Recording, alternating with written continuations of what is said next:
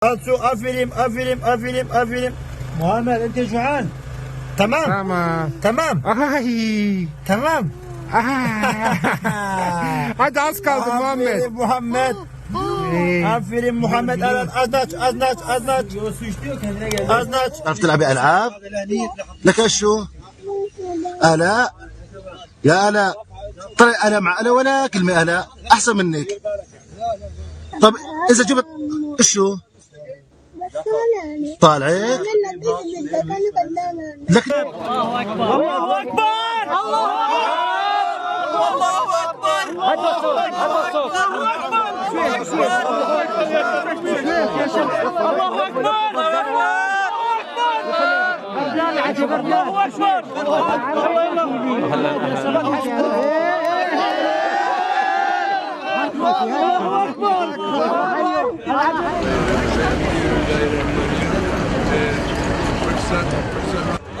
Evet, termal koridoru bozmayın. Şu an görüyoruz. Polis ekipleri herkesin okudu. Zeynep'i aşağı indirmek için çalışıyor. 79 saat.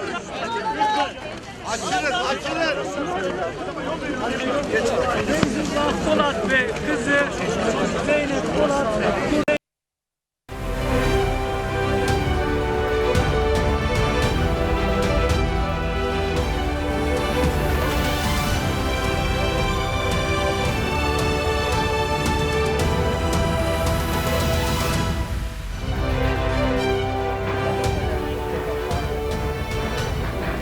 Empat tewas akibat gempa berkekuatan 5,4 magnitudo di Jayapura, Papua.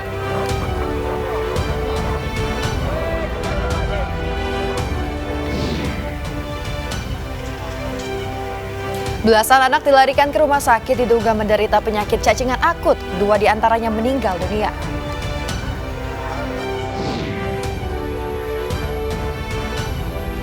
Belasan bayi korban gempa dievakuasi menggunakan pesawat kepresidenan Turki menuju Ankara.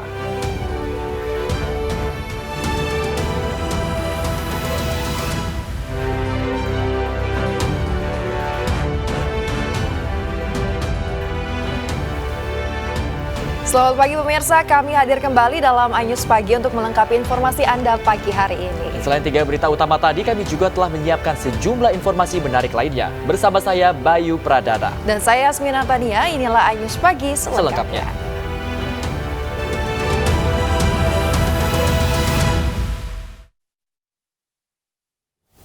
Pemirsa, kita awali berita hari ini dengan hujan deras disertai angin kencang menyebabkan sejumlah pohon berukuran besar tumbang hingga menimpa mobil dan pengendara motor.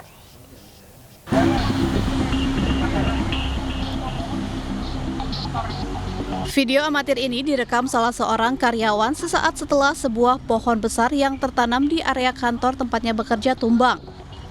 Pohon jenis mahoni dengan ketinggian sekitar 10 meter itu tumbang dan menimpa sebuah mobil yang terparkir di halaman kantor asuransi di Cempaka Putih, Jakarta Pusat. Beruntung saat kejadian, mobil dalam keadaan kosong sehingga tidak menimbulkan korban. Petugas Sudin Pertamanan lantas diterjunkan untuk evakuasi mobil.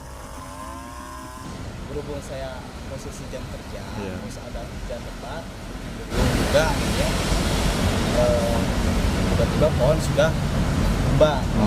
Sementara itu, hujan deras disertai angin kencang yang melanda ibu kota Kamis siang mengakibatkan sebuah pohon besar jenis angsana yang tertanam di halaman Masjid Cut Mutia Menteng, Jakarta Pusat tumbang. Ketinggian pohon yang mencapai 15 meter lebih membuat batang pohon yang melintang menutup seluruh badan jalan. Selain menimpa sejumlah tiang listrik beserta rangkaian kabel dan tiang rambu lalu lintas, tumbangnya pohon juga menimpa seorang pengendara motor hingga terluka parah. Diduga selain usia pohon yang telah tua, rimbunnya dahan pohon yang telah lama tak dipangkas membuat akar tak mampu menahan kencangnya tiupan angin hingga akhirnya tumbang. Dari Jakarta, Rani Sanjaya, iNews melaporkan. Pemirsa, selain itu badai dan hujan deras melanda sejumlah wilayah di Jabodetabek dan sekitarnya. Akibat angin kencang, pohon-pohon pun tumbang di Bogor, Depok, Jawa Barat.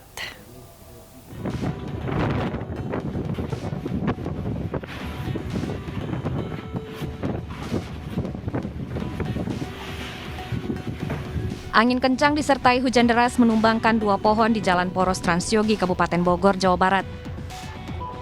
Pohon yang tumbang menimpa 2 pemotor hingga mengalami luka-luka. Pohon tumbang juga memutus lalu lintas dari arah Jonggol ke Cilengsi dan menyebabkan kemacetan.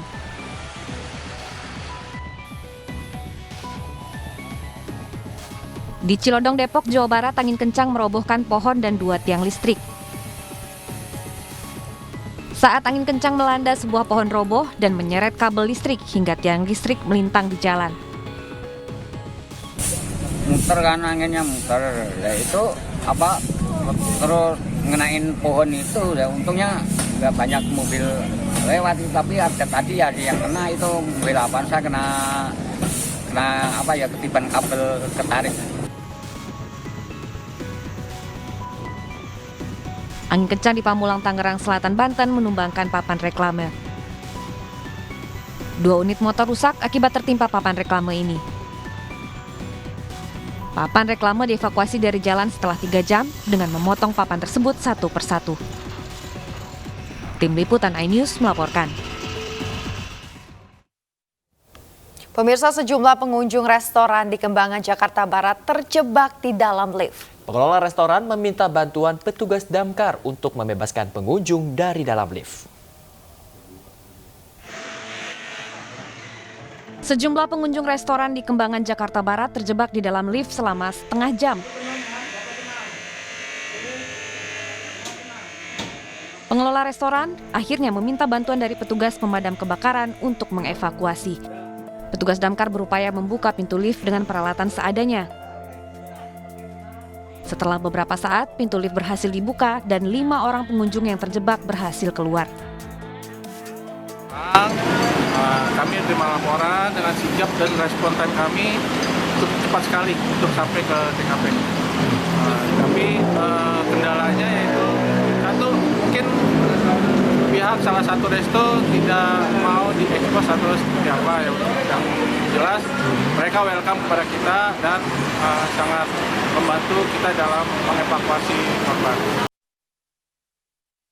Seluruh pengunjung yang terjebak keluar dari dalam lift dalam kondisi selamat. Dari Jakarta, Miftahul Gani, iNews melaporkan. Pemirsa, berhati-hatilah saat berjalan di tempat umum. Iya, betul sekali Yasmin. Ini karena sebuah video pencopetan di JPO Kapal Pinisi, Jalan Jenderal Sudirman, Jakarta Pusat, viral di media sosial.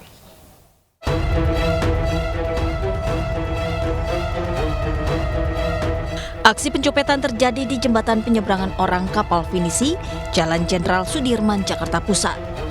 Dalam video yang terekam kamera ponsel, pelaku membuka tas korban saat menaiki tangga.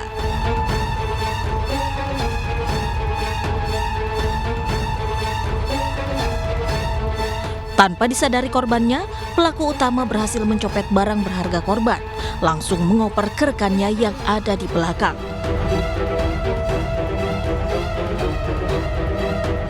Meski belum diketahui waktu pasti kejadian, video yang viral di media sosial ini meresahkan para pengguna JPO. Sejumlah pengguna JPO berharap polisi dapat meringkus kawanan pencopet agar kejadian serupa tidak terulang kembali.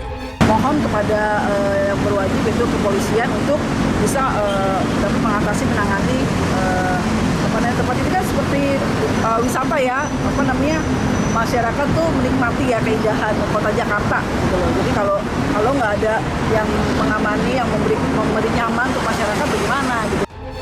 Sampai saat ini belum diketahui apakah pelaku sudah ditangkap atau belum, dan belum ada keterangan dari aparat keamanan. Dari Jakarta, Raniston Sanjaya, iNews melaporkan. Diduga penculik anak, seorang pria diamuk massa di Kabupaten Gianyar, Bali. Setelah diselidiki polisi, ternyata pria yang diduga penculik anak tersebut hanyalah seorang pengemis.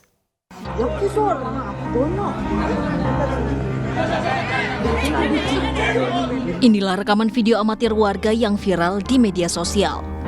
Dalam video berdurasi 35 detik tersebut memperlihatkan seorang pria yang tengah diamuk oleh massa. Kejadian tersebut terjadi di Desa Babakan, Kabupaten Gianyar, Bali.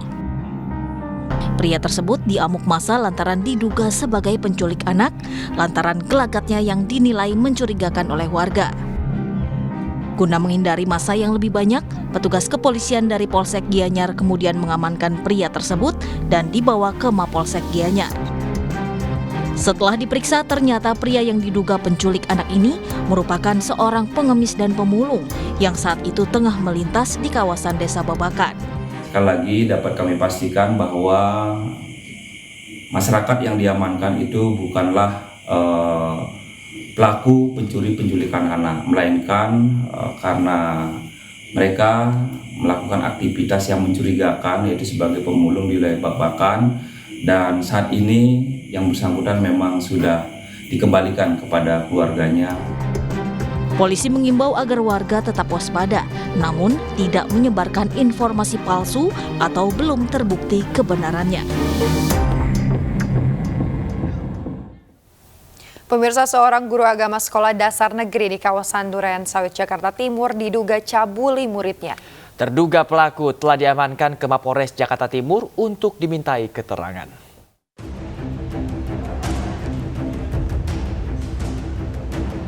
Seorang guru agama berinisial A dipanggil ke Mapolres Metro Jakarta Timur atas dugaan pencabulan terhadap murid di sekolah dasar negeri di kawasan Duren Sawit, Jakarta Timur.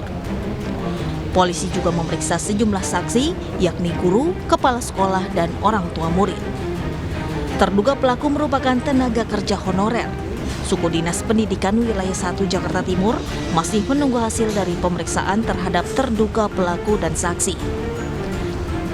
Sudin Pendidik Jakarta Timur baru mengetahui kasus ini Kamis pagi setelah mendapat laporan dan belum mengetahui secara rinci apa bentuk pencabulan yang dilakukan. Saya juga baru dapat informasi tadi pagi, guru kami sudah berada di Polres dan 3 guru kami, 3 guru kelas 1, siswa 4 dan orang tua murid 4 akan hadir di Polres sesuai dengan panggilan Polres Jakarta Timur. Mungkin untuk kejelasan dan kelanjutannya mungkin setelah dari hasil dari Polres. Diketahui aksi dugaan pencabulan ini terjadi pada pekan lalu. Kini kasusnya ditangani Unit Pelayanan Perempuan dan Anak Polrestro Jakarta Timur.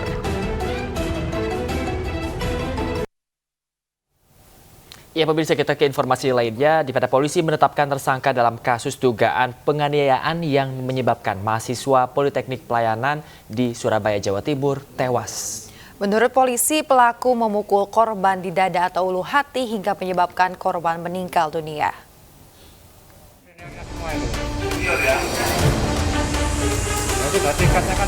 Satreskrim Polrestabes Surabaya menetapkan 1 orang tersangka dalam kasus dugaan penganiayaan yang menewaskan seorang taruna Politeknik Pelayaran Surabaya, Jawa Timur. Tersangka berinisial AJP, 19 tahun, yang merupakan senior korban. Menurut polisi, pelaku memukul korban di bagian dada atau ulu hati hingga korban tersungkur dan tewas. Namun polisi masih menyelidiki motif penganiayaan tersebut. Pengakuan tersangka sendiri melakukan itu dipukul dipukul sebanyak 2 kali yang mengakibatkan ulu hati luka di ulu hatinya sehingga korban meninggal dunia. Motifnya apa ya? Nah, ini masih kita selidiki kita lakukan penyidikan lebih lanjut, nanti motifnya apa. Kemudian nanti mungkin ada yang lainnya masih dalam pengembangan nanti. Terkait kasus ini, pihak kampus mengutuk keras aksi kekerasan dan akan memberikan sanksi tegas kepada pelaku. Kalau memang dari sisi aturan pendidikan dan arahan dari Kepala Badan Pengembangan Sumber Daya Manusia Perhubungan sudah jelas mengutuk keras, sekali lagi mengutuk keras tindakan-tindakan kekerasan itu. Dan sebelumnya Muhammad Rio Ferdinand Anwar ditemukan meninggal dunia di kamar mandi kampus Politeknik Pelayaran Surabaya. Dalam rekaman CCTV terlihat sesaat setelah korban masuk ke dalam kamar mandi, sejumlah taruna senior keluar kamar mandi dengan tergesa-gesa dan kembali sambil membawa kaos hitam. Selanjutnya bersama beberapa taruna senior korban diangkat keluar dengan kondisi tak berdaya. Keluarga yang menduga anaknya meninggal tak wajar, polisi membongkar makam almarhum Muhammad Rio Ferdinand Anwar untuk mengetahui penyebab pasti mahasiswa junior di kampus pelayaran tersebut.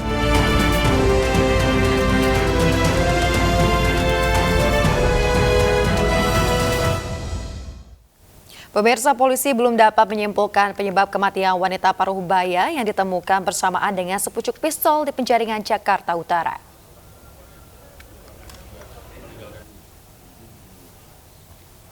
Kapolres Metro Jakarta Utara, Kombes Pol Gideon Arif Setiawan, mengatakan masih mendalami hasil penyelidikan dari ahli forensik dan lapor terkait penemuan sepucuk pistol di dekat jasad pengusaha swasta asal Surabaya itu.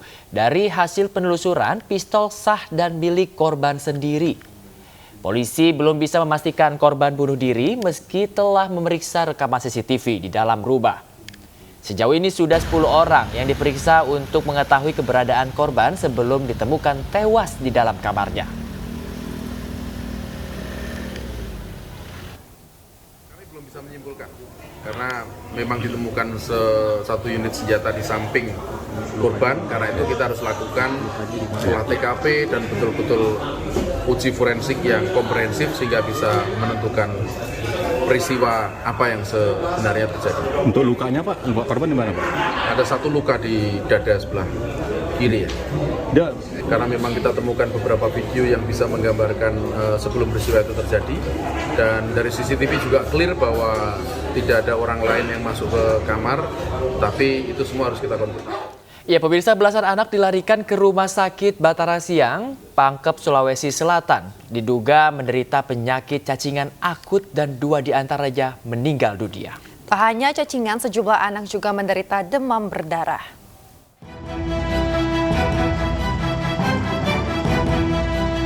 Tujuh 17 pasien anak-anak usia 2 hingga 15 tahun Pulau Karangkang dievakuasi pemerintah Desa Matirobulu, Kecamatan Tumpap Biring Utara ke Rumah Sakit Batara Siang, Kabupaten Pangkep, Sulawesi Selatan untuk mendapatkan penanganan medis. Lantaran mengalami gejala demam, perut kembung hingga muntah secara tiba-tiba. Bahkan beberapa pasien mengeluarkan cacing dari mulut dan hidung sepanjang 15 cm. Dari 17 pasien yang dibawa ke rumah sakit, 2 diantaranya meninggal dunia. Sementara 8 pasien lainnya dirawat di Puskesmas Kepulauan. Dari hasil pemeriksaan petugas kesehatan di Puskesmas pembantu wilayah setempat, belasan warga ini terserang demam tifoid, cacingan, dan demam berdarah. Mereka terkena secara tiba-tiba dalam rentang waktu sekitar 1 minggu. Warga yang terkena penyakit cacingan, tifoid sama DBD. Yang sekarang yang ada di rumah sakit Pangkep ini 17 orang dan yang meninggal ada 2 orang. Nah, sekarang yang kita rujuk sudah dari pulau ada 8 orang. Awalnya cuma 1 orang sampai dirujuk, terus ditangani di Pustu, tidak ada perubahan. Terus pemeriksaan darah waktu ada tim Puskesmas Sabutung ke sana, periksa darahnya, labnya, ternyata semuanya tinggiannya. Ya. Demam berdarah bukan? Demam berdarah waktu di Pustu belum terdeteksi, tapi sampai di rumah sakit ada yang positif. Pihak pemerintah desa sudah berkoordinasi dengan pihak Dinas Kesehatan untuk menindaklanjuti kejadian ini. Dari Kabupaten Pangkep, Sulawesi Selatan, Udin Syaharudin, iNews melaporkan. Ratusan pasien yang sedang dirawat di RSUD Dok 2 Jayapura terpaksa dievakuasi ke halaman rumah sakit. Tetaplah bersama kami dalam iNews Pagi.